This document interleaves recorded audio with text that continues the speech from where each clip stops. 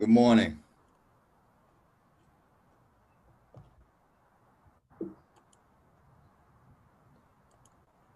Good morning. Uh-oh, the echo.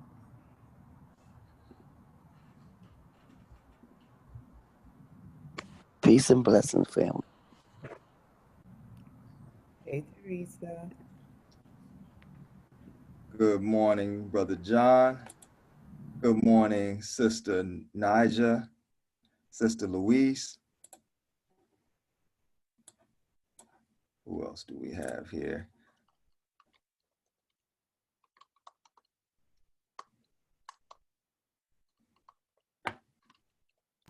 You got Mama Marie. And good morning, Facebook. We are now streaming live on Facebook. Good morning, Mama Marie. Good morning, Sister Stacy. Mhm. Good morning, Sister Kiana Bilal. Did I say Louise correct? Yes, you did. Morning. Good morning. Good morning, Beluga. How are you?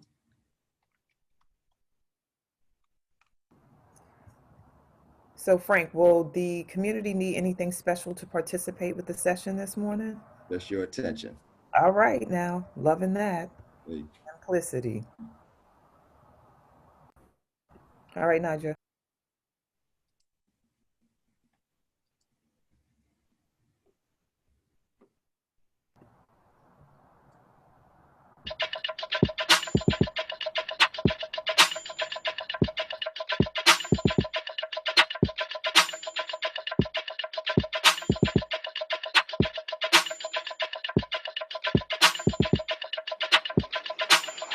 Wake up, everybody. It's time to get up. Wake up, everybody. It's time to get up. Stay woke, stay woke, stay woke.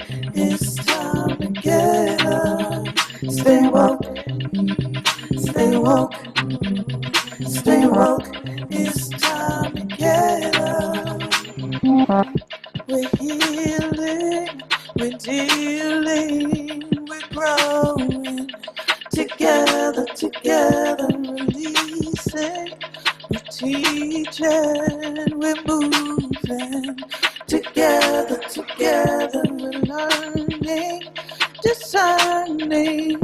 We're striving. Together, together, we're leading, connecting, transforming. Together, together.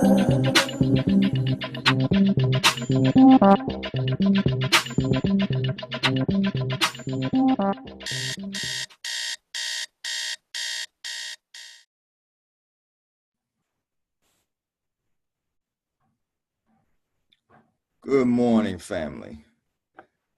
I am your brother Frank Love, and I am, let's see, I am sharing my screen right now.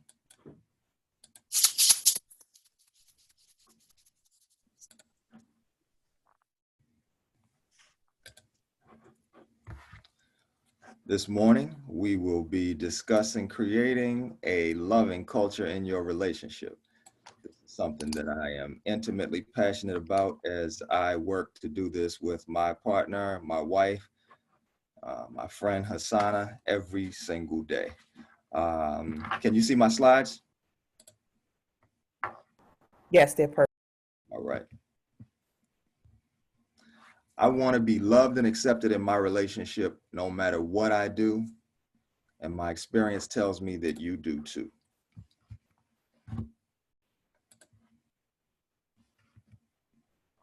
This is my family. I am a husband, as I said. I'm a father of 5. The baby girl in the middle, right under me, is my niece, who I love dearly. She's my wife's cousin's daughter, and they have lived with us for years, and she's part of the family. So She's kind of my 6. I am married, divorced, and remarried. And I'm the first to say I was not a good husband to my first wife. And I'm happy for us to talk about that. I have 2 books. One is Relationship Conversations Relationship Conversations You Don't Want to Have, but should anyway. And the other is 25 Ways to Be Loving. Relationship Conversations You Don't Want to Have is a book that was originally titled How to Gracefully Exit a Relationship. However, I was told by my audience the book did very well, and I was told by my audience that it was about so much more than what the original title was called, which was How to Gracefully Exit a Relationship, and that it was also important that I stress that the book contains so much information about how to be successful in your relationship. So it's retitled, and it will be out in its new name very soon, as well as 25 Ways to Be Loving. They will both be coming out very soon. This is my favorite quote. I've known since I was a child that bees can sting, and that when they sting, they die, and nevertheless, they sting. Unable to explain to a bee that its stinging would merely hurt me, but it would kill it, I behave with great respect towards bees. This is such a favorite quote that if you want to chime in with how that impacts you, you can do that now. And the floor is open basically throughout this whole conversation. So if you want to jump in with something you believe, some way that something I've shared impacts you, a question, by all means, do it. And we can start right here. If anyone has anything to share about this, I'm all ears. Let's see. We have the habit of calling on people just to see what's brewing. So, Kaisha, miss you being in the space like we had in the first 100 days. So if you could come off mute, we can hear your voice. It's been a minute. Good morning, everyone. Good morning, darling. So your reaction to the quote about bees? In the sense of relationship, does it mean that you know what's going to happen, but you still, go forward anyway? Or you don't know, like you said, if you can explain to a bee that its stinging would merely hurt me, but would kill the bee, would kill it. I have behaved with great respect towards bees. Unable to explain to a bee that its sting would just hurt me, but would kill it.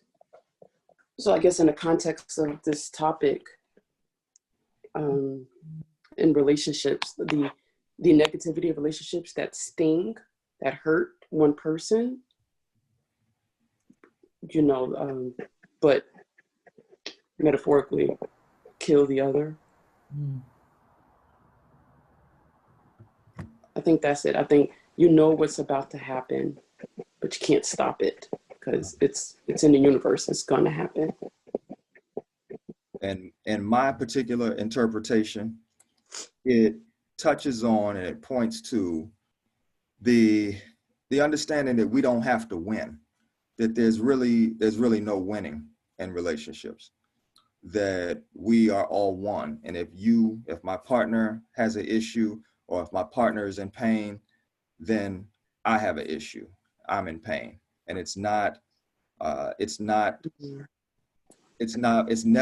about winning, because when one loses, the other loses. Yes. Okay. Yes. I can understand that interpretation as well. I just think the hurt is unequal. It's definitely unequal. Yes. That's where I was getting at. Like somebody's gonna hurt more than the other. And I believe in the short term, it may appear that in this quote, it's unequal, but in the short term, it may appear that in a relationship that someone is hurting more or losing more, but really in the wash, in the long term, it pretty much balances out.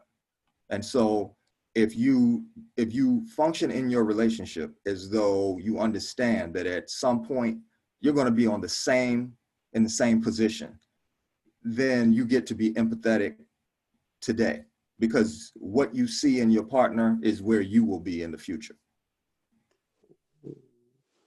Ooh. Okay. Okay. So moving right along, we can come back. Thank you. Of course.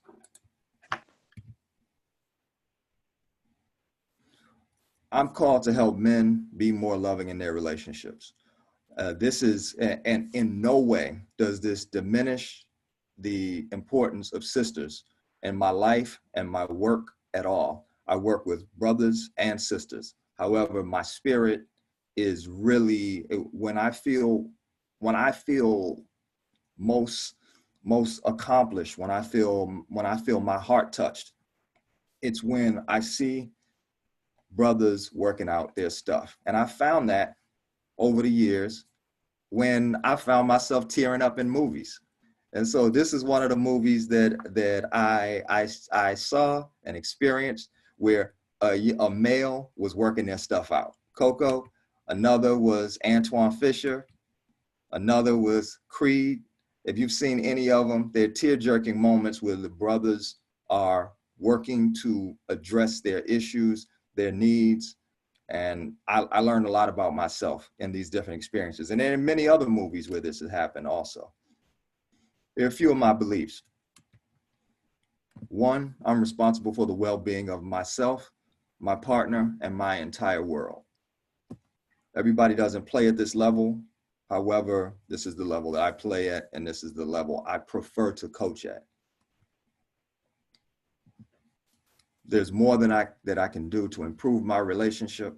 I may not know what it is, but a solution is undoubtedly right around the corner if I keep working to find it.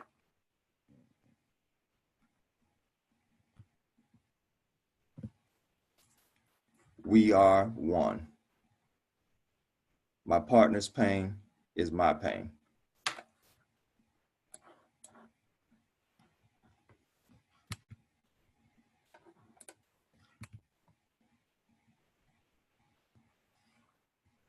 So let's jump in. Let's jump in. Does anyone want to talk about any one of those beliefs that I've just shared? My partner's pain is my pain. There's always more that I can do to improve my relationship. I may not know what it is, but a solution is undoubtedly right around the corner if I keep working to find it. Teresa, yes, sister.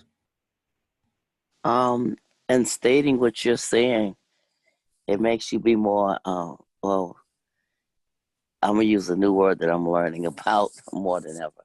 It makes you have integrity when you're dealing with people and people's lives. Sometimes in the past, I just been looking for what I want, and now I have to look at what is important for, like what's fair and what's important for the both of us. Because sometimes, as a woman, you just say you just want a man, but do I just want a man, or do I want someone that really loves me and then I can really love them, and be fair? Because sometimes it's what I want, and I've been looking, at my life to see, is that really fair to the person that I'm asking for? Or I got this list, but I'm not even measuring up to the list that I'm offering, that I'm saying to them. So this is really a great conversation. And thank you for sharing it with us. Absolutely. You remind me of my a question that I asked in the promo for this morning's show. And it was, what's the difference between a liar and a person who lies?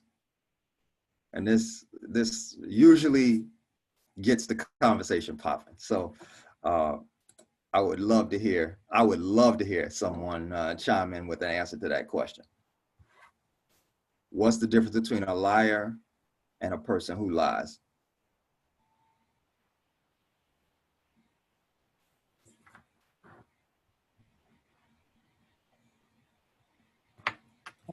I can prime the pump while others are typing or contemplating what you're sharing. This is a thinking community, so I know that there's things brewing. Um, and Nigel, thank you for asking folks to raise their hands. So if a hand goes up, I will definitely um, quiet myself and let someone else share. So a liar. To me, it's an energy, a beingness, as well as a doing or action where, you know, you speak from a space of untruth to yourself and to others, that you deny. And I think both on both sides, a liar and a person who lies can be in that space too. But I think that someone that operates with consciousness and with intent to deceive and misguide people, or situations for their own benefit or profit. And profit is not just about money. It's like this is by design that I conduct myself and negotiate, like, you know, with our president and other folks that are historical people that have been known to just be deceptive on that level. And then a person who lies is me, you, Yao, or Frank, Teresa, Cynthia, Nija, John. It's all of us, because all of us lie, but not all of us are liars. Beautiful. Anybody else?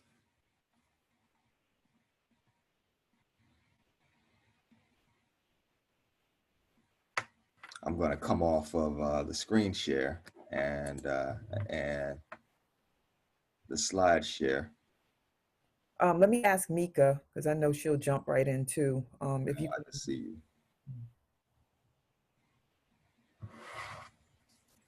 Mika, can you unmute? All right, Sister Nefertiti, Yes, I'm here. what is the difference between a liar and a person who lies? I am not Nefertiti. I am Miss Mika. So for me, I believe all of it is, I've just put in the chat that people who tell white lies don't believe that they're liars. Mm-hmm. And that the white lie, it is still deceptive, right? Because it's still not the truth. Mm-hmm. And they believe that they're doing a service with the white lie, right? Like it's to benefit. Like, so if a woman says to her husband, do you think I'm fat? And he says, no, I think you're the bomb. Yet he actually does think she's a little fluffy, right? And so there's that deception. I know he thinks he's being of service by saying, no, I think you're perfect, right? And to serve her feelings at the moment. And so in that moment, he wouldn't believe that he's a liar. However, if she caught his Instagram and he's only looking at women who are a size 4, right? She would feel that lie. Okay. All right, let's see what we have in the chat.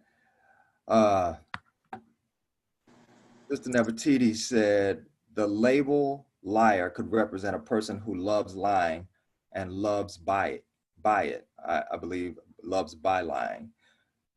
Good morning. Good morning.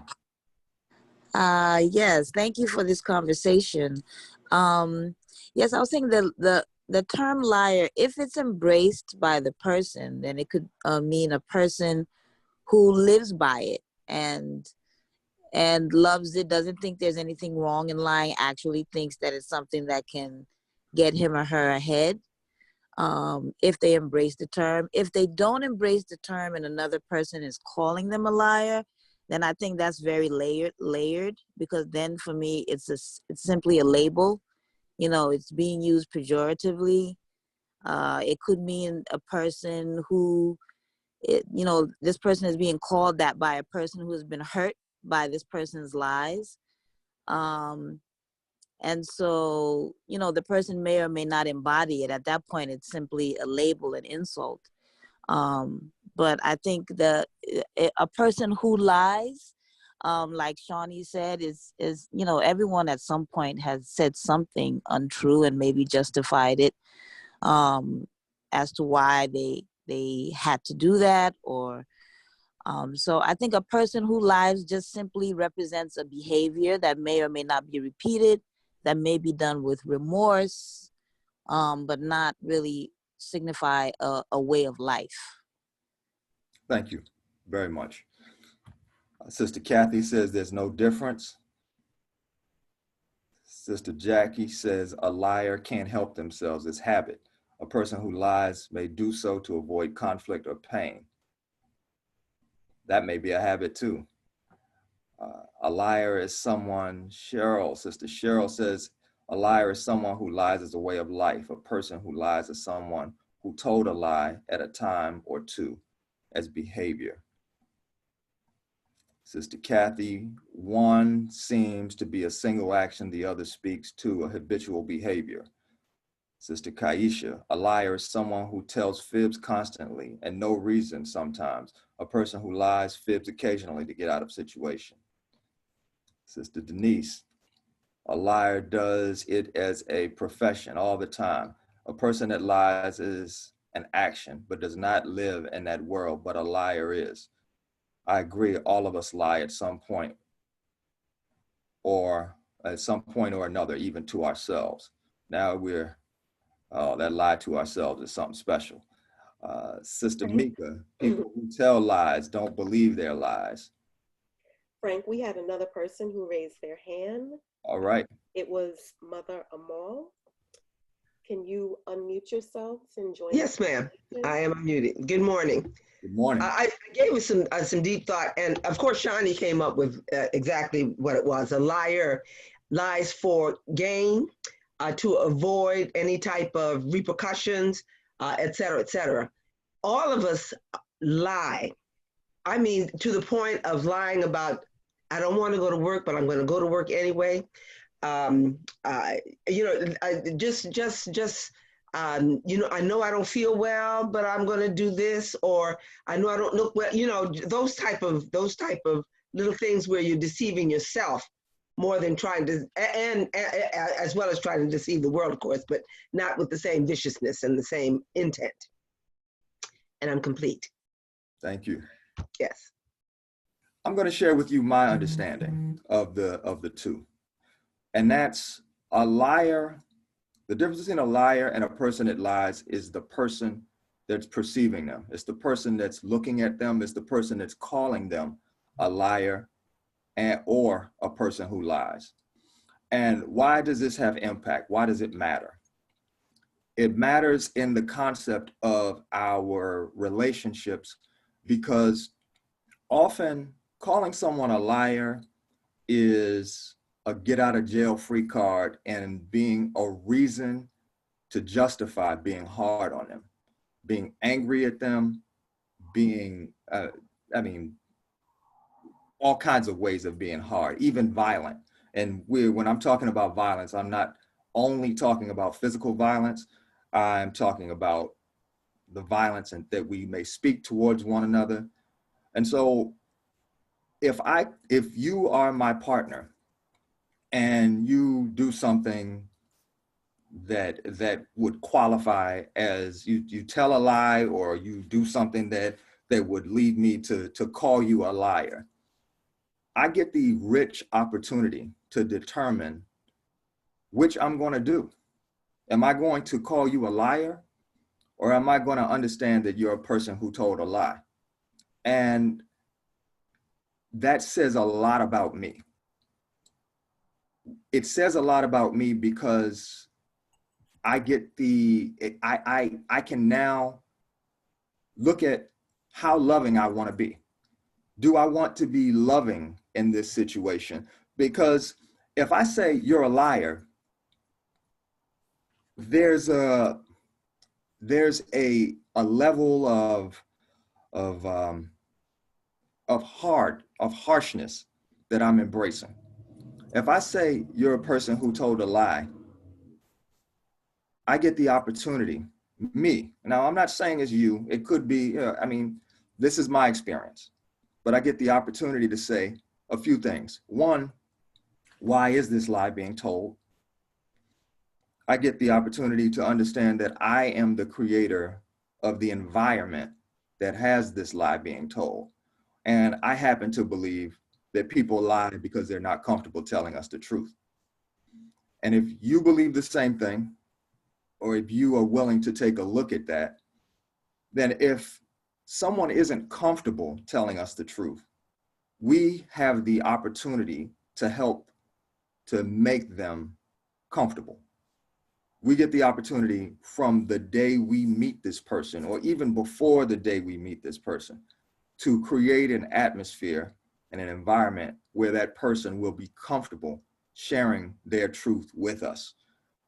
And it may not be a truth that we want to hear. It may be a truth that may make us uncomfortable.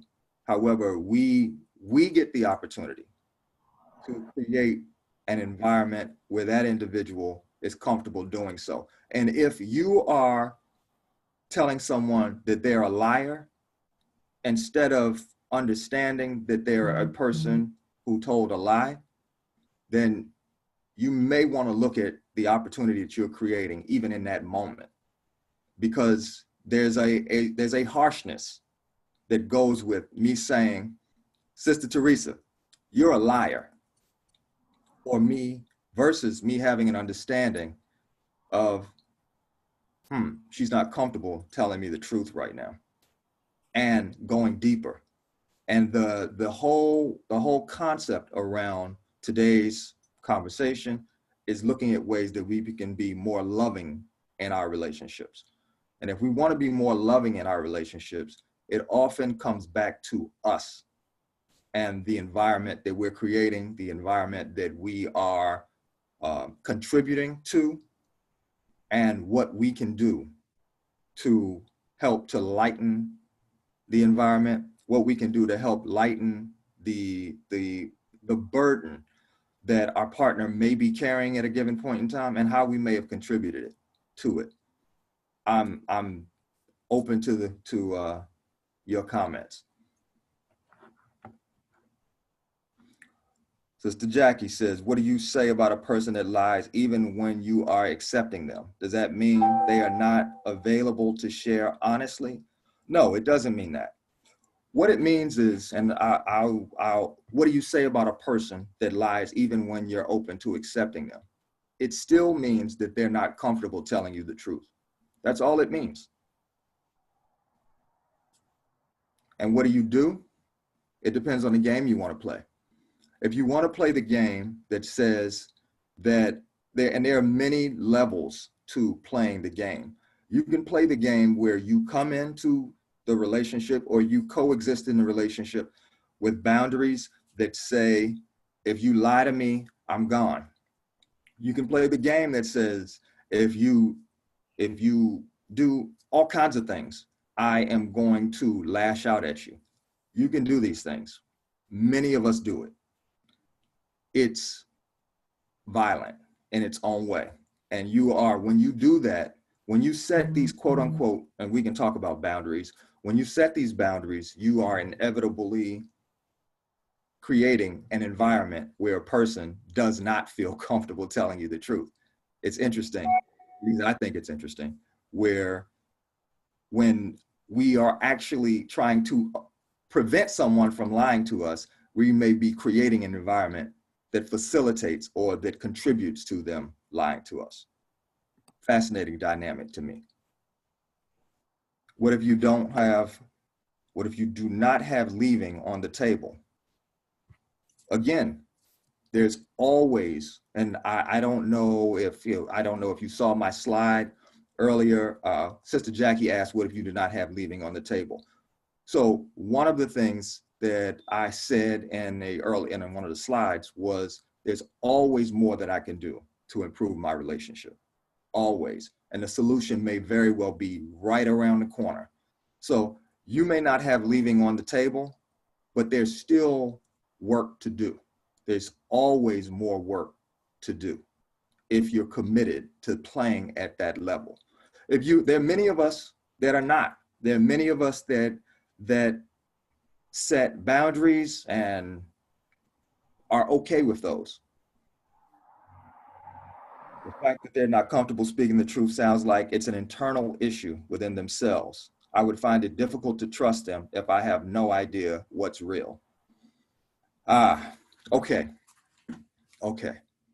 So if you have no idea what's real, I think it could be said that you're lying to yourself. So it's interesting as we have this conversation about other people lying, we may invariably find ourselves lying to ourselves, which makes us, it makes us complicit in doing exactly what we're saying someone else is doing.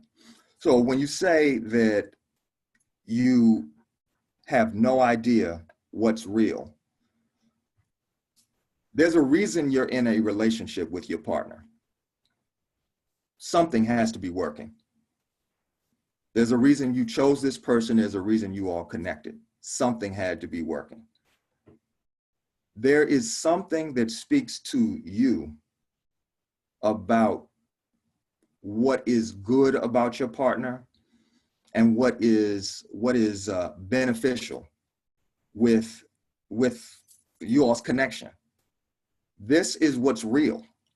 There's nothing fake about that. And it's important for us to remember this all the time. What's real is not simply the truth or what we agree the truth to be, because that's a conversation in and of itself. What's real is also what we feel. And so if it's possible that I may feel that my partner's being deceptive and she's not, that's real too. And I believe that to be a very interesting conversation. So if I just feel that she's being deceptive, it's easy that matters. I can come to my partner and say, that I feel this way. And that's something for us to work on and work out right there. My wife can come to me and say to me, I feel, you pick the experience. I feel as though we're not vibing on all cylinders. I feel as though you're lying to me about this. I feel this way. And I can dismiss it. I feel as though you were doing X, Y, and Z when you said you weren't. I can dismiss it or I can embrace it. And it's not simply about whether I was actually doing what I said I was doing. It's also about her feeling. Her feeling in that moment matters. And which takes us to another conversation around boundaries. And this is something that I experience to be relatively controversial. And I'm not a person that embraces boundaries. There are no boundaries in my relationship. I openly and happily tell my wife, I'm with you no matter what, period. You can go out and do whatever, and I promise you, when you get home, I'm gonna love you. You can do whatever, you can tell me you did something different than what you did, and I promise you, I'm going to love you anyway. And my reason for this is because it works to create an environment where she is comfortable, where she understands and knows that her husband loves her deeply. I'm going to check the chat. Yeah, Frank, we had a couple of comments in the chat that I can read to you if you like, and we also had someone who raised their hand. So let me know what you would like to do. Let's go with, okay, Sister Nefertiti said, so true, a hard truth. Sister Mika said, what about people in toxic relationships? I need a little more than that particular question. What about people in toxic relationships? So Sister Mika, you want to weigh in? Or yeah, Sister Mika, you want to weigh in with a little more on that comment? Yeah, so you were saying that people, some people got into relationships and, they got into it and there was something that worked about the relationship. And so I've been in a toxic relationship, at least our behaviors were toxic. We're not toxic, right? But our behaviors were toxic, his and mine. And when you were talking about, there was something in the relationship that worked, it's hard to find that balance when there's so much stuff, meaning like all that toxic energy in the relationship. So how does one find that balance in that toxic relationship to even consider that this person told a lie versus they're a liar? Well, the easy answer to that question is an understanding that you created it. You are the person who is in that relationship. Both people that are in that relationship are the creators of that toxic environment.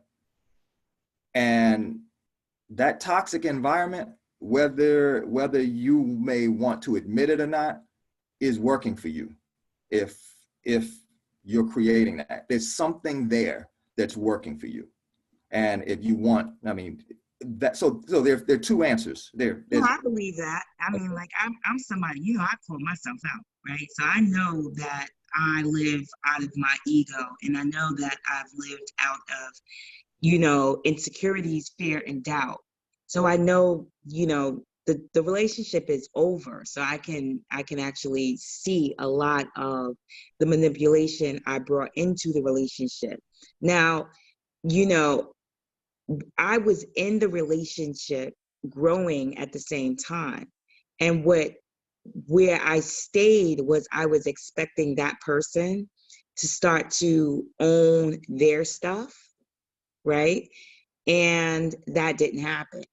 So I stayed in the relationship after discovering some of my stuff. I had an expectation that this person would start to own theirs. Mm-hmm. And they did not. Mm-hmm. Right. And so that expectation created more toxic energy. Exactly. Malcolm X. So I wanted to bring this up because I know that there's, certain people in the community who are dealing with that as well. So I just wanted to throw my whole life, on the board so that if there are others online who are feeling like, how do I find the balance in the toxic energy, to discern between the liar and a person who lies, even to yourself, like what you're saying right now, just even telling the truth to yourself about what toxic energy you're bringing to the board. All right. So Malcolm X shared with us, he gave us a quote that said something to the effect of, don't be so quick to judge someone else for where they are now, because you weren't always where you are now. Now, that's not exactly it, but that's a paraphrase. And it's very important that we keep that in mind, that we remember that the understanding and the consciousness that we may have at a given moment is not the one that we've always had, and that our partner has that same reality. And I so believe that. to not understand that is in and of itself, and you've already said this, a toxic way of being in a relationship. And to just close that, I left that relationship, and my aunt has always told me that when I leave that relationship, that human being would grow. And once I left the relationship, that human being went on his journey of discovery. and we were able to come back to the conversation and actually honor each other about where we were toxic to each other. And it didn't cause us to come back into the relationship, but it was a very healing conversation. And his process is his process, and mine was mine. And what I'd add to that comment is where it gets particularly juicy is when you can facilitate a dynamic in the relationship where the partner doesn't have to leave in order to grow, where the partner has the opportunity and the environment to grow in the relationship, and where you can actually, you can claim, I'm going to create a dynamic for my partner to grow while we are in the relationship together. Now that's juicy. Yeah, that's for the future relationship. That ain't for this one. That's for everybody here. That's it for everybody here, and that's for everybody here right now, particularly those that are in a relationship right now. Thank you, Mika. Frank, I'd like to share a comment that came through on Facebook. All right. Amelia says, I think of myself as a recovering person who lies. In my experience, I grew up in a family that didn't acknowledge the truth, even within our own family. It taught me that it wasn't safe to tell the truth. My journey to understanding myself is acknowledging that I have to make my center a safe place to tell the truth. So she shared that earlier on when you asked the question about the difference between a liar and a person who lies. Stacy raised her hand, so I'd like to ask her to come off of mute and share what she wanted to share. And then if you can circle back to your statement about loving your partner no matter what, when you talked about boundaries, and see if we can unpack that further with the community. Happy to. Stacy, are you ready? Hi, yes, good morning. Hi, Frank. Frank, you are Yao, right? I am. Okay, auntie from the other day with the double touch. All right, how you doing? Okay, so one, I want to just thank you for this conversation and acknowledge you as just awesome Black man in the space. This is just phenomenal. I'm at a loss of words. I'm so honored and moved. And oh, wow. Now I feel like I want to cry. I don't know where that came from, but that's so great to have a male voice and in this space to just like acknowledge and to be like with all of this, because that's not a norm for me in interacting with men. Just like, yeah, like give my wife the space to say, like what you said, you can do anything, and if you like, let me know. Or you didn't say those words, but when you said that, I felt it like, wow, that's so, what would you need to hide? Like, what would I need to hide? Like with a man having the space, being that space for me. Like, so just thank you so much. I'm so moved and touched and inspired by you. Great. I had to acknowledge you first. Deep breath. So, and about the lies, what I got when you said, what I see that it's a reflection.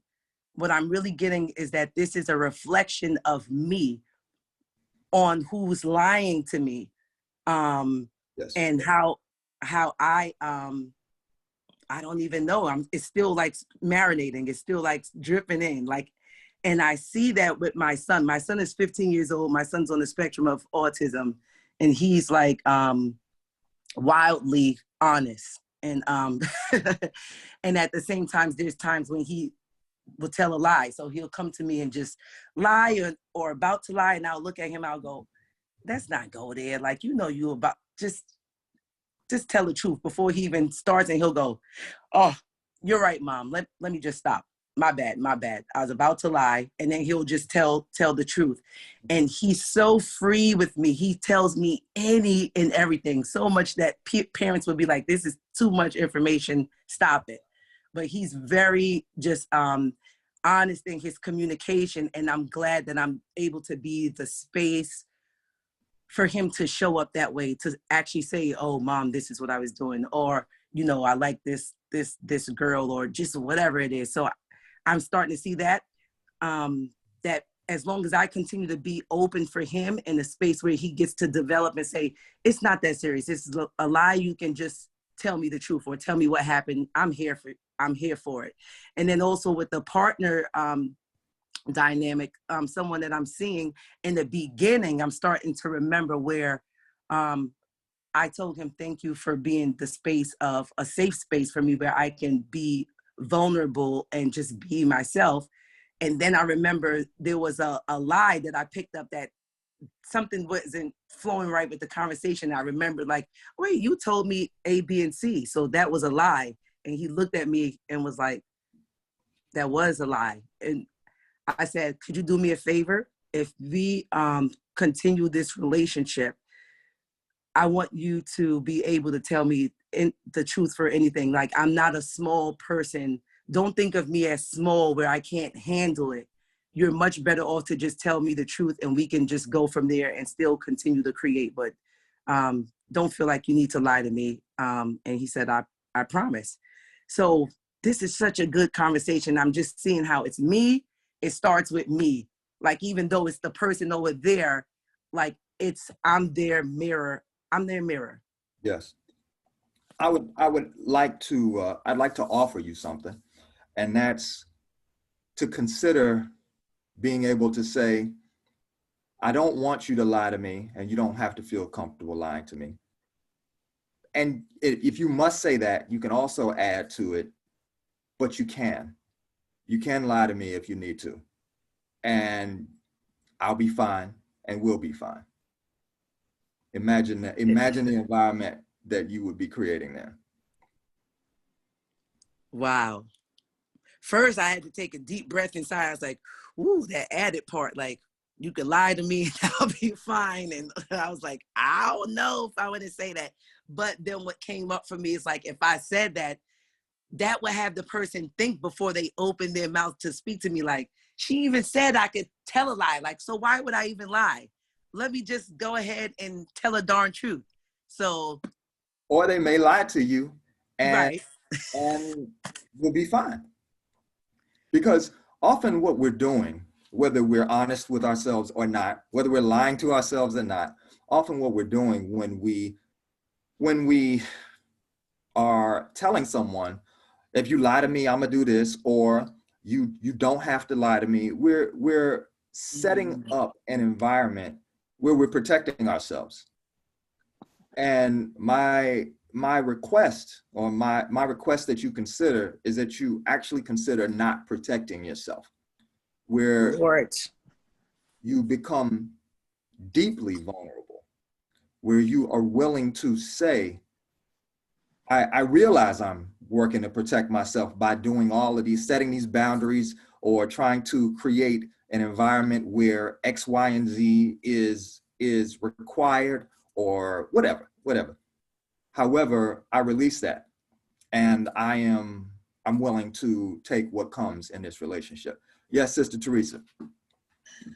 This sounds really wonderful, but I'm trying to understand, how do you get to that place where you can, I mean, I could see it, but it just seems like I don't think it's far-fetched. It's just, I think what you have to do is, like, get over your stuff in order to be able to be that vulnerable in a relationship, because there's just some things about myself that I've been learning lately that I feel that I like, instead of like always like trying to defend, Yes. or like, I'm like just releasing and just saying, Teresa, just let it go, just be quiet, just let it go, because it's not me defending it is not working. So on me trying to like have a point about it, it's not getting the message through. So I just been being quiet more than than what I normally would be quiet. But I normally don't be quiet, let me be honest. So okay, I don't want to lie. I normally don't be quiet. So I got to have my point about it. Uh-huh. So but I'm finding that that's not working for me. and a lot of things that I was doing isn't working for me. So I have to change, the way I'm looking at life and relationships so that I could do better and then I'm only responsible for me. That's the one thing that I'm learning too. I'm not responsible for what you or anyone else do with whatever that you're doing. I'm responsible for how I respond. So, before I was like, oh, well, he said this or she said that. And now it's like, well, Teresa, what you said about it? Teresa, what you think about it?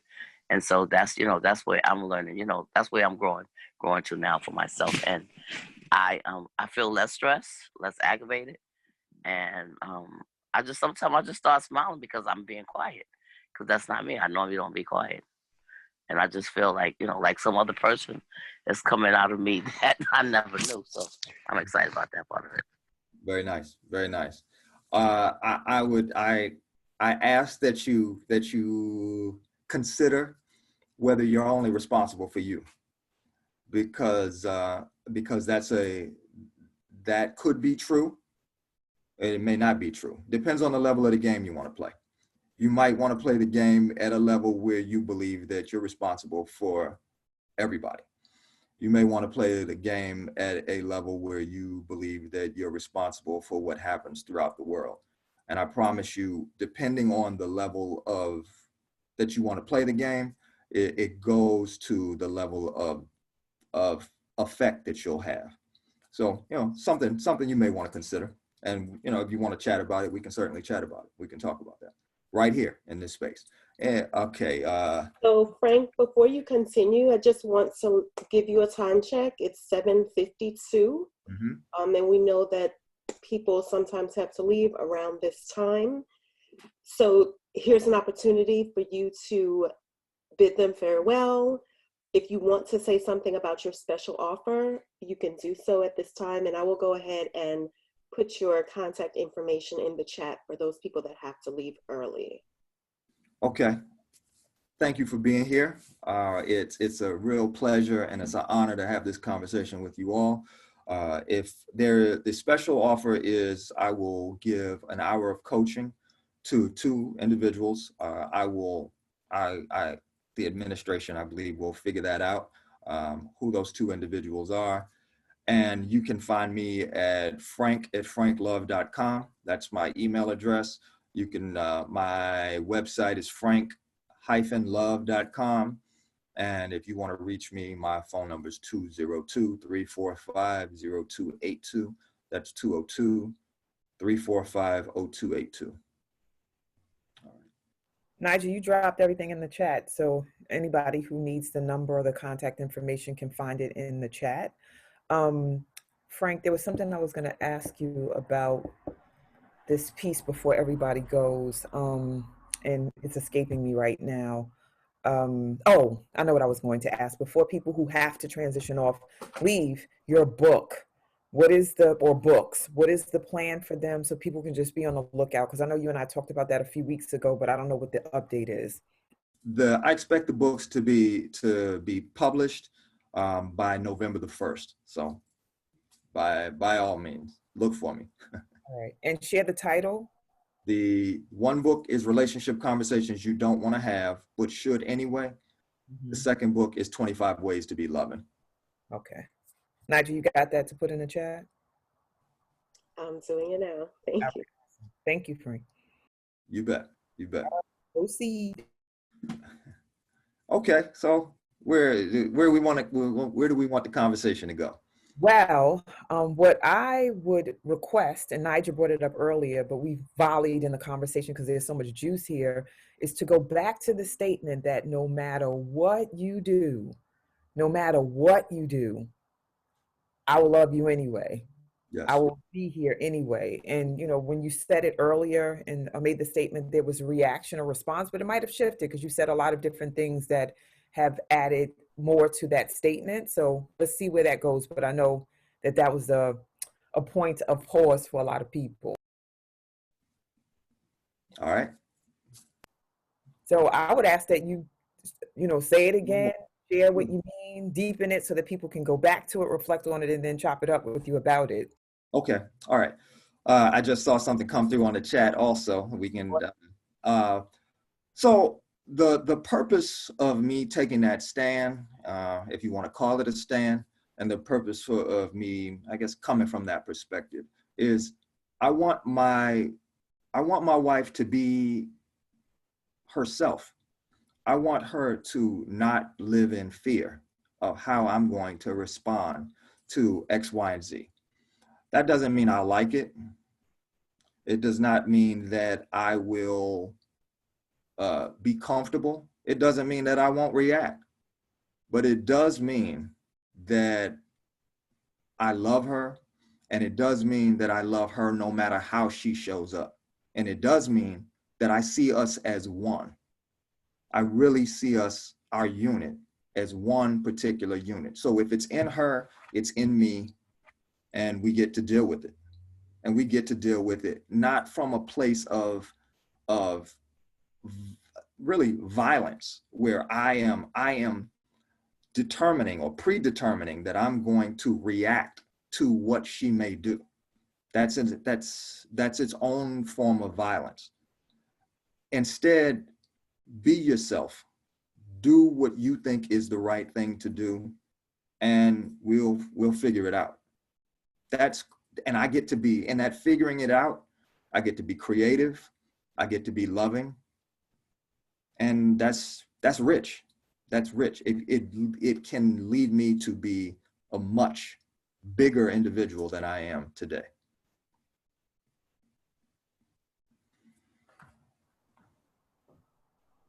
Okay. Anything? I'm cutting to the chat. Okay, so no matter what, I will love you anyway. When you hear that, what do you think and feel? All right.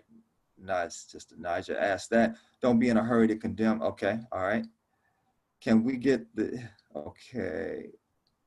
Sounds like the mind movies that Mika speaks of. All right. This conversation has me taking loads of deep breaths. Okay. Sister Nefertiti. Wow, no matter what you do, I love you anyway. That's deep. It depends on what was done. It feels like acceptance. Yes, Sister Imani. Well, that's exactly what it is. That's exactly what it is. There were some other things that have come and gone in the chat. Can we really be responsible for your effect on another? Another person has a past that can trigger a response that I cannot know. You are absolutely right, Mother Amal. Okay, so let's talk about that a little bit.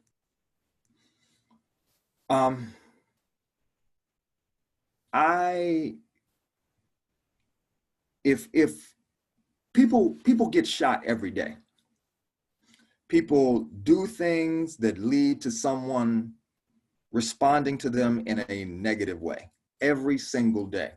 I'm aware of this, and I walk with that awareness every single day. So instead of believing that I cannot affect my fellow man, I'm clear that I can affect my fellow man. And deeper than that, I'm clear that my effect on my fellow man can affect me. So, which means that I can do something in my interactions with someone that will lead them to react to me in a way that is undesirable. If I say something to you and you punch me in the mouth, well, I had an effect on you, and I didn't particularly like the effect, the way you responded, because I had an effect on you. And so this is just an example of how we can be responsible at many, many levels. And we can be responsible at many, many levels. Does anyone want to chat about that? I had let's see. All right. Stacy, Sister Stacy, let's see. She said, I had a vision, Frank, of you creating a retreat weekend workshop for this. We will meditate, I'll lead yoga, and it'll be great for single people and couples too. All right, let's do it. I'm gonna create. Sister Nefertiti said, I love that vision. I'd love to lead a self-love session for the women in this retreat. Sister Cheryl said, I think of Shaka Khan's song, Sweet Thing lyrics. I will love you anyway, even if you cannot stay. I think you are the one for me. Here is where I ought to be. Yes, unconditional positive regard for love for a person. Absolutely. Yeah. Um, So Frank, I wanted to inject something into the conversation. Just as a metaphysician and someone who believes in karma, sometimes the karmic exchange is about lessons to be learned from previous lifetimes. Sometimes the karma is about going and having the experience of someone leaving so that you can amplify your understanding of how relationships work and those dynamics. I don't believe that every relationship is a relationship to stay in. And so, you know, I'm curious about this because I want to receive, and I am receiving. I'm not resistant to. I'm curious about the negotiation of this because some of my best moments of clarity have been from the separation and not the staying within a relationship. And I'm going to say this as a clinician that there are some people, and when they come together, to me, it's puzzle pieces. So I'm a mirror or a magnet of whatever it is that I get. But there are some people that the level of volatility is so heightened because maybe mental health issues or whatever there might be present that it is unsafe to stay, mentally, spiritually, emotionally, physically unsafe to stay. So I just wanted to put that out there. Karma and metaphysics, staying and going as all equally powerful and necessary. And then also just the unsafety that can exist in some relationships for not just the couple, but also those who are witnesses, like the children and other people who are extended members of that network. yes. There are two questions that I ask myself and I give to others to ask themselves when determining or considering whether to stay in a relationship or not, and whether this relationship is working for them. One is, do I enjoy most of the time I spend with this person? And the other is, do we spend as much time as I'd like to spend together? Those are two very basic questions. And there's a lot to unpack there, a whole lot to unpack. So that in the unpacking of that, you may find that it's time to go, that this relationship no longer works for you, and that's fine. That's fine. Certainly. I mean, as I've mentioned, I'm divorced. So I do understand some relationships end, and that's okay. That's okay. I do also understand that there were things that I could have done in my previous relationship that would have helped it to be much more successful than it was. Okay.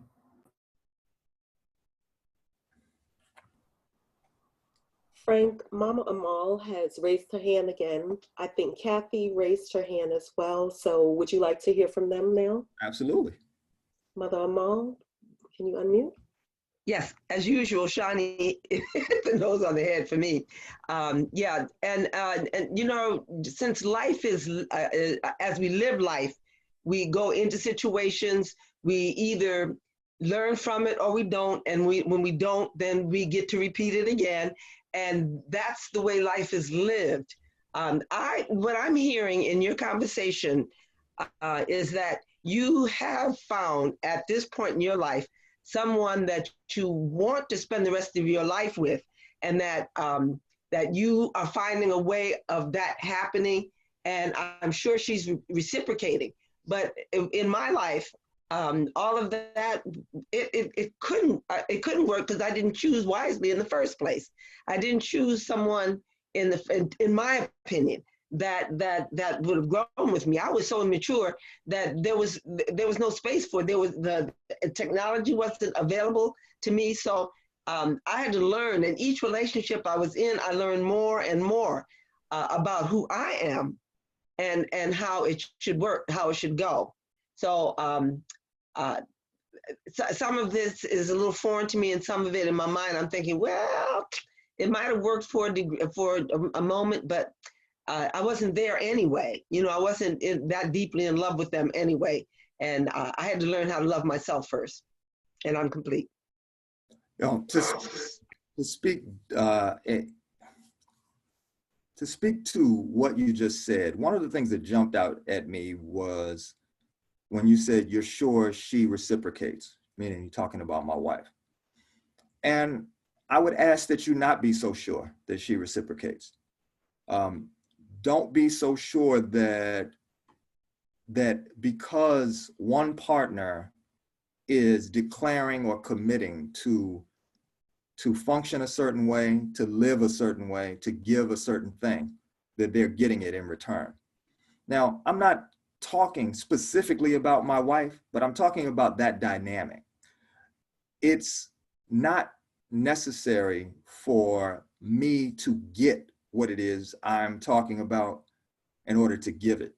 It's not necessary for the commitment or to be a co-commitment in order for me to make a commitment. And so I really ask that everyone in the space consider that. It doesn't take two, it just takes you. There were some other people with their hands up. I used to be a runner. I tried several relationships, but accepting them was not an option because that meant I had to do the work on myself, and I was not ready. In my current relationship, I ran for a while, but then made a conscious decision to stay and work through it. I've grown tremendously from that. Thank you, Sister Jacqueline. Frank, Kathy had her hand up. Kathy, did you still want to share? I can. Yeah, it was, thank you so much for this conversation, Brother Frank. And I raised my hand when you were talking about volunteers for speaking about like responsibility. And what came up for me is that there's only you and God in the room. Like that saying keeps coming up in my mind during this conversation. And taking responsibility for another person's actions, we're taking responsibility for our own actions because we're attracting somewhat of a reflection of ourselves is what I'm thinking. And this is a conversation that I've needed because I'm not with the love of my life. And one of the reasons is because I knew that he will not tell me the truth if he feels that it's going to hurt my feelings. Mm-hmm. And what I realized today, and I put in the chat, is I've created an environment of victimhood. Yes. I'm a victim. Yes. So people are, people, and he's not the only one. So, the common denominator is me. Yes. And that's deep. It's a lot. It's a lot. Yeah. It's a lot. And thank you. Thank you for that. You bet. You bet. And what you were trying to create and telling him or insisting that he tell you the truth was safety. And as crazy as it may seem, it's first, let's be clear. We all want to feel safe in our relationships. We all want that. And our feeling of safety matters. I am not discounting that at all with what I'm about to say. I say it again, our feeling of safety matters. Mm-hmm. However, if you're insistent upon being safe, relationships are not the place for you. I get that. I get that. Thank you. You bet. Thank you. And I'm complete. I need to sit with that. Thank you. Mr. Frank Love. Yes, sir.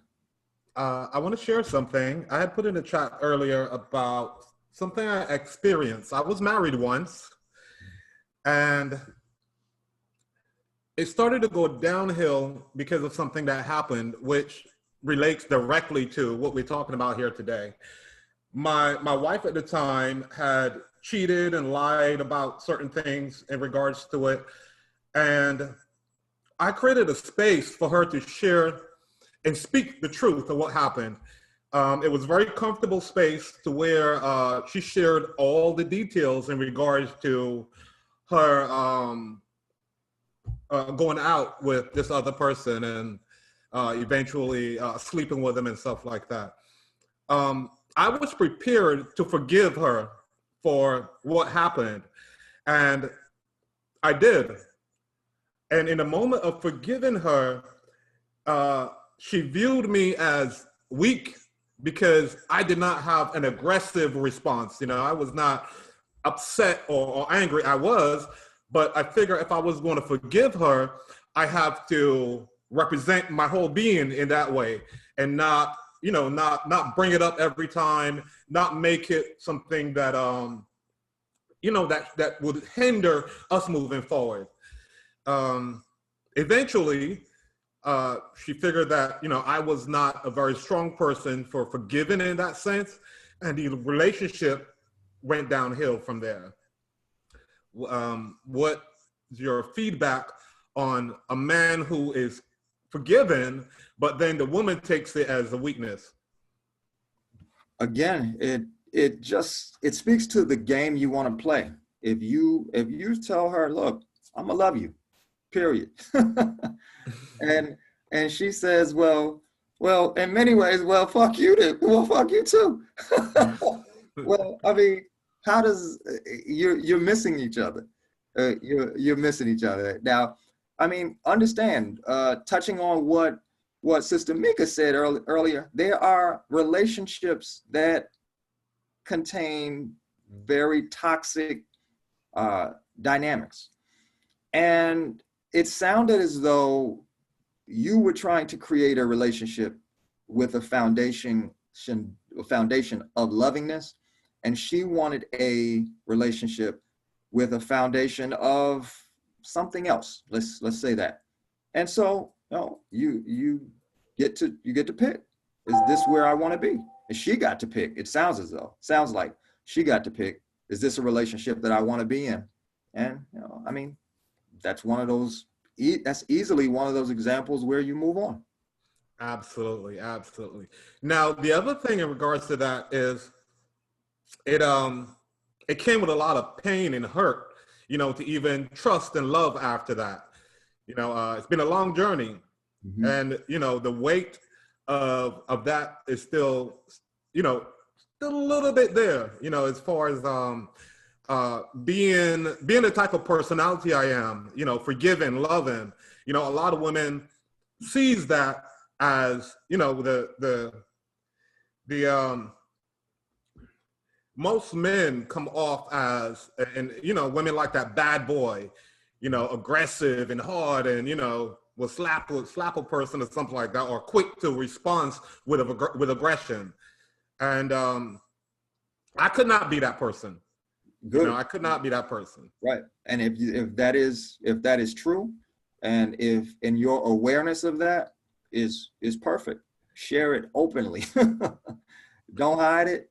I mean, make it 100% clear to anybody in your world. Absolutely. And thank you. Just wanted to share that, because this conversation, again, many people say opens up, and it opens up so many things for them, causing them to take deep breaths. So that definitely came up for me as I'm here with you. I'm admin for you this morning, but I felt compelled to share that experience. So thank you very much. You're very welcome. Sister Stacy said, lots to digest here. I'm full, staring at my plate like I'm full, and I still want the rest plus dessert. All right, well, let's keep going. Yes, Frank, there is a lot going on in the chat. I'm sure you're not seeing, well, I don't know if you're not seeing all of it, but in case you're not seeing all of it, there's a lot of acknowledgement for the fullness of the conversation, acknowledgement of the information that you're sharing with the community. And I just wanted to let you know that we are at 8:15. So I'm not sure where you are with your slides. Do you have any more slides to share or not? No other slides to share. That are going to lead the conversation or guide the conversation. No. Okay, perfect. So if there was anything else that you wanted to share, any other people that you wanted to call on before we begin to wrap up, then we can do that.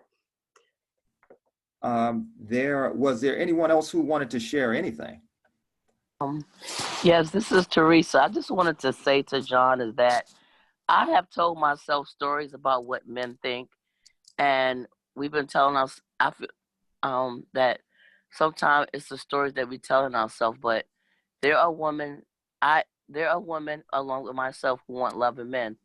And so, but I have not been telling myself those kind of stories. I've been saying, this is how men think. And so because I've told myself, stories about men, that, this is what's been showing up. So I'm learning to tell myself other stories, great stories to myself about men and just people relationship. And then, because I've been afraid to be myself in relationships because I didn't know how to be myself.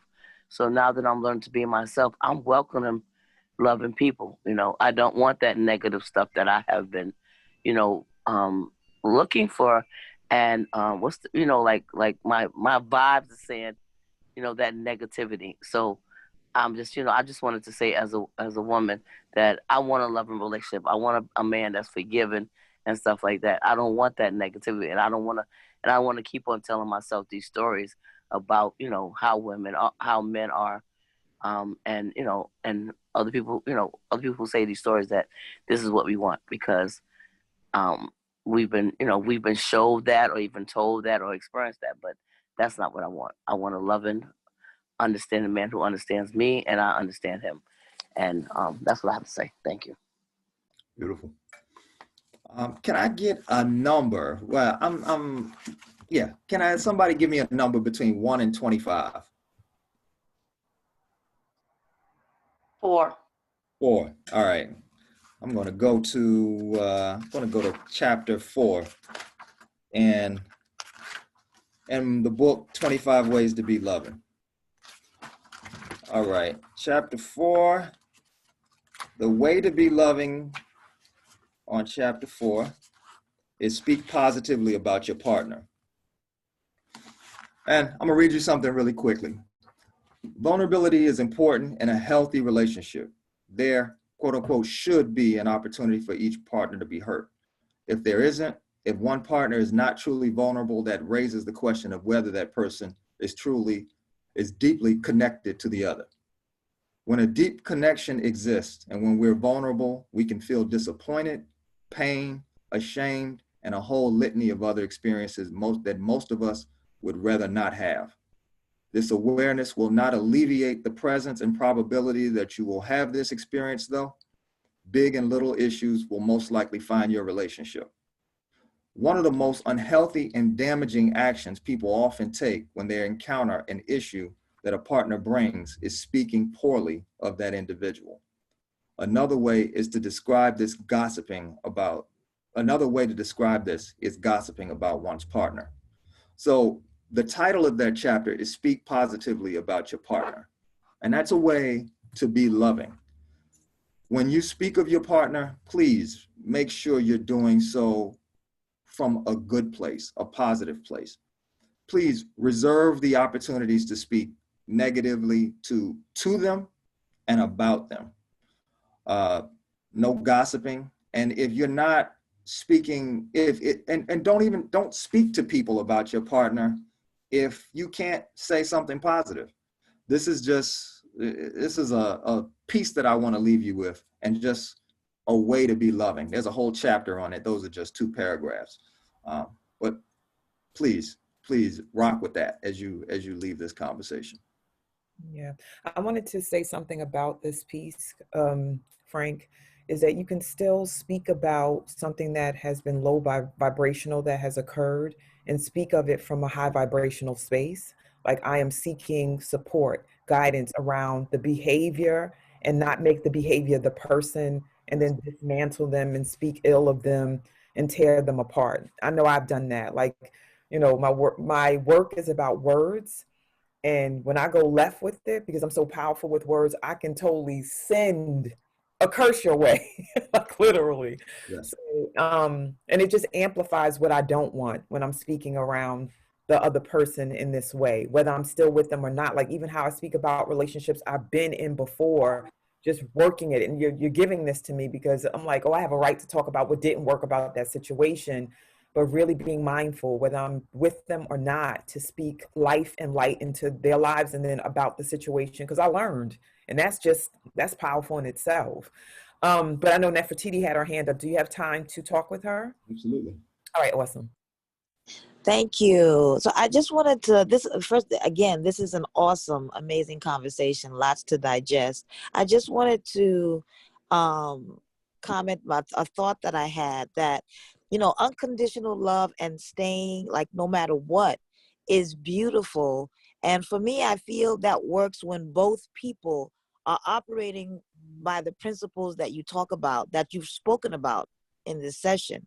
Like when both people are operating and taking responsibility for themselves and each other in the relationship and are actively working, are actively guided, that like their actions are guided by the principles of bettering themselves for themselves and for the relationship and, acting in the highest good for the relationship. I think when both people are operating like that, then that works, because I feel like otherwise, then you have a situation where you have unconditional love. And I like to liken a relationship to like an egg, and I mean, it needs to be nurtured and held closely by both individuals. And if somebody drops it, it's like, what do you do there? There can still be unconditional love, but it's, it's dropped. I just wanted to say that. Thank you for that comment. You are taking me to chapter 12 of the book, and that's Look Elsewhere. And what I'm offering in this chapter is an understanding that the reciprocal dynamic that you are mentioning can actually be destructive. Okay, so let's peel that back for a few minutes. One understanding that I'd like to start this conversation with is when things are going great, reciprocal culture in your relationship works. Let's say, you're loving me, I'm loving you back, everything's great. However, when things aren't going so great, a reciprocal culture in your relationship can destroy it. And so that means if I don't feel loved, I'm not going to be loving to you. That's destructive. And that so with what you just mentioned, where both people have to do it, when that happens, nobody's the leader. It's very important for somebody to be the leader in your relationship. And since you are the person I'm talking to right now, I'm asking that you consider it being you. Because the leader will have a vision and will work towards that vision. The leader, in my humble estimation, the leader will not say, oh, well, my partner's doing this, so I'm gonna do it. The leader will say, the environment that I want to create in this relationship is this, and I'm going to work towards it. I'm going to work towards creating said environment, and I'm going to do what it takes. That's not a reciprocal relationship. That's not a reciprocal dynamic in the relationship.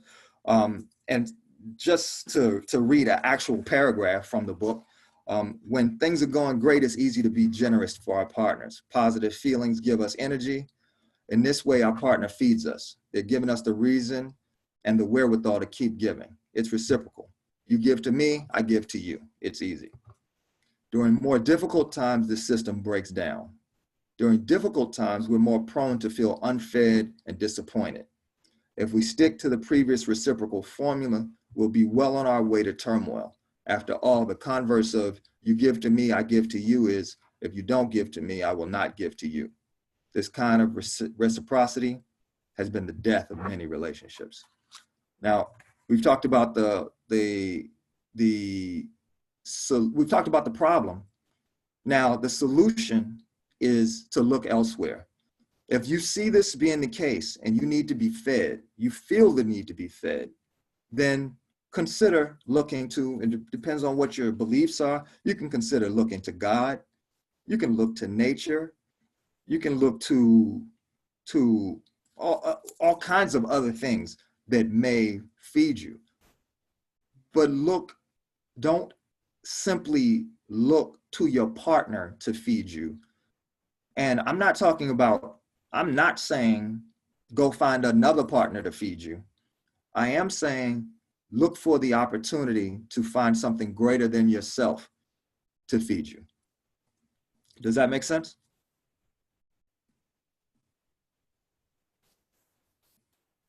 Yes, thank you so much, Frank. We're going to move now to sharing your special offer. If you can talk about that, and we can select someone from the community, or you can let us know how these people can receive the offer. If you want there. Well, I'm giving an hour of coaching to 2 individuals that are here. I will leave that to the administration to let me know who those individuals are.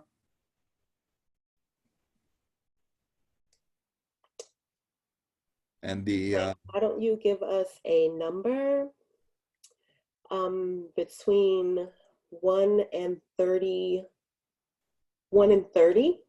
Okay. And we can select right now. Let's see. All right. 21. All right. And is it 21 will receive the session for themselves and their partner, their significant other, or was there another number that you wanted to give? 21 and, so it's just for that individual, and the partner, we'll talk about how the partner may or may not engage. That's a different conversation. But 21 and 10.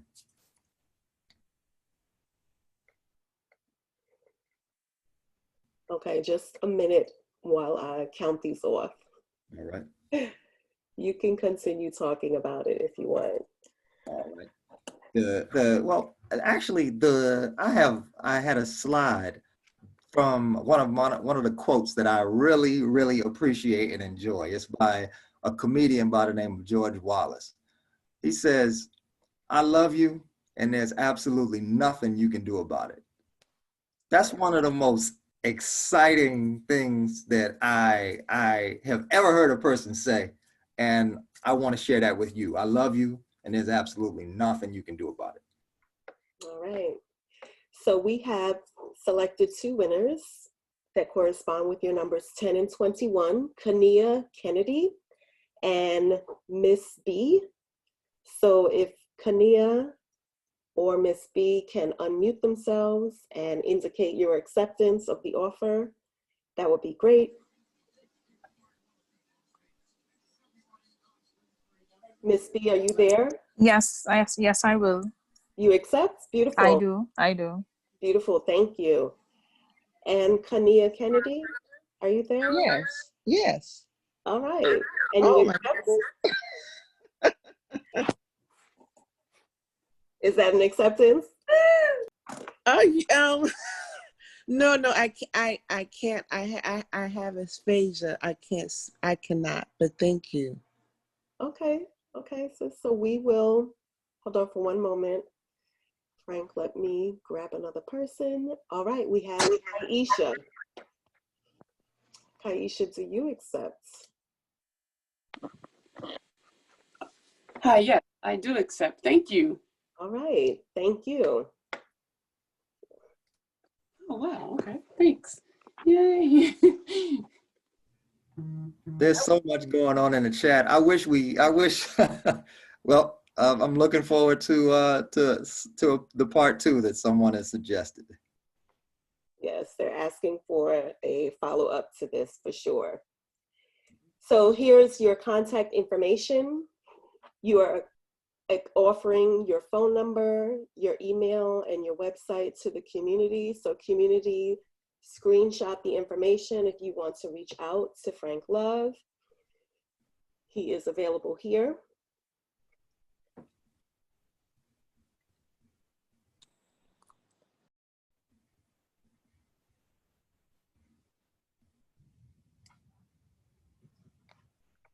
Shawnee, are you there? I can cover love offering. So community, as is our tradition, Frank Love came and he shared with us how to create a loving environment, a loving relationship. He gave us many, many tools and tips.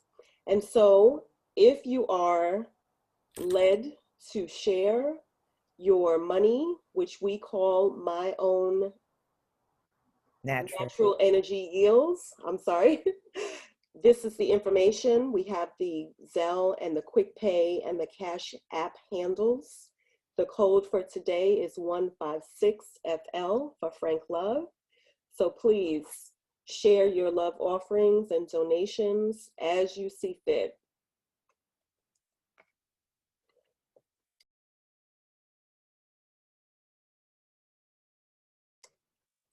Coming up on Monday and Tuesday, we have Reverend Niamo Nancy, and she's going to be sharing You Are an Energy Healer and You've Got Superpowers. So join us tomorrow. We will be in the Zoom space streaming to Facebook. Following her on Tuesday, Mika Joseph will be coming back and she will be talking about healing fear. So please do join us. We will be back in the Zoom space again on Monday and Tuesday. Monday, as a reminder, is our short session. So it'll be a 30-minute session. And then Tuesday will be our 90-minute session.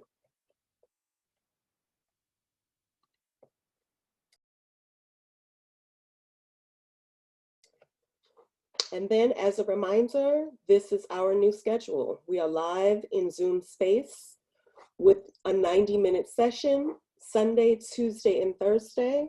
And on Monday and Wednesday, we are live for 30 minutes. Join us in the Zoom space. We stream live on Facebook, so you can join us there as well. Please share the information. Please invite your friends and family so that they can join us and get all of this juice as well. Thank you. Please stay in touch. Here are all the ways that you can stay in touch with the Wake Up Everybody community. Our registration link is at the very top. Register so that we know who you are and so that we can reach you and share information with you. Our Facebook page is WUE Community. We share information there. We live stream to Facebook so you can see us there as well. And then Instagram, YouTube are places where you can stay in touch with us, and our email address where you can share comments, make suggestions, and just contact us and be in touch. Okay, so community, we will now do our traditional love shower for Frank Love. Unmute yourselves and let's pour back into this brother who came and shared with us so lovingly, so fully, so richly.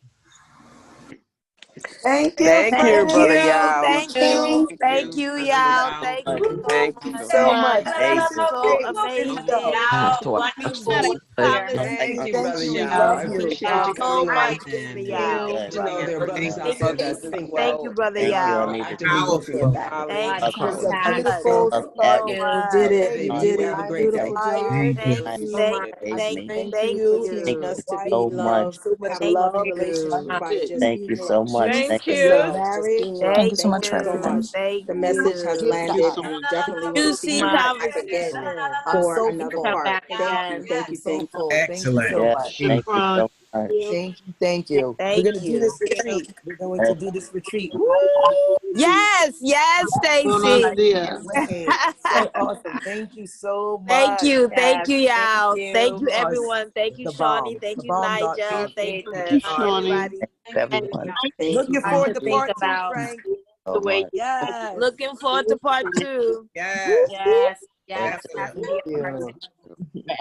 you. Thank you. All the love. I'm so full. Thank you I so much. This is great. stepping I in. don't know if I'm Nicely gonna have breakfast digest. this Great morning. conversation. Thank you so much. All of us. Thank you, thank you, thank Thank you. you. So Like, masterful, so powerful, bringing that space of testosterone and all this manliness, but still with your femininity here. And it's such a beautiful thing. Thank you. You're an example for so many men and women here this morning. Yes. Thank you. Yes. Yes, Thank you. Stacy, you said it, girl. Yes. Good job, brother. Yeah. God bless Definitely an you. example. Thank Yeah. you. Thank you. most, thank you so much, Brother Was Frank. This is so for powerful. I Thank truly you. appreciate thank Powerful. everybody's Thank you. vulnerability. Thank you so much, Brother Yao. Thank you. Yes, it was Yes. great. It's just Thank such Have a you. great day. God bless you. Bless us. Thank you. I can't wait to watch the playback with my boo. This is so great. Yay. Awesome sauce. This is awesome. Thank you so much. Have a beautiful day, everyone. I love you all. It's Thank so you. good that the Have a men beautiful have a day, man. everyone. They got a man in their corner to bring all this transformation. Love you. Thank you so much. Thank you, Stacey. You gotta stop talking when you Hallelujah. start talking, Stacey. Soon, Brother Yes. Frank. Excellent. Awesome. All right, We ladies. almost down at 19. No, we ain't. I said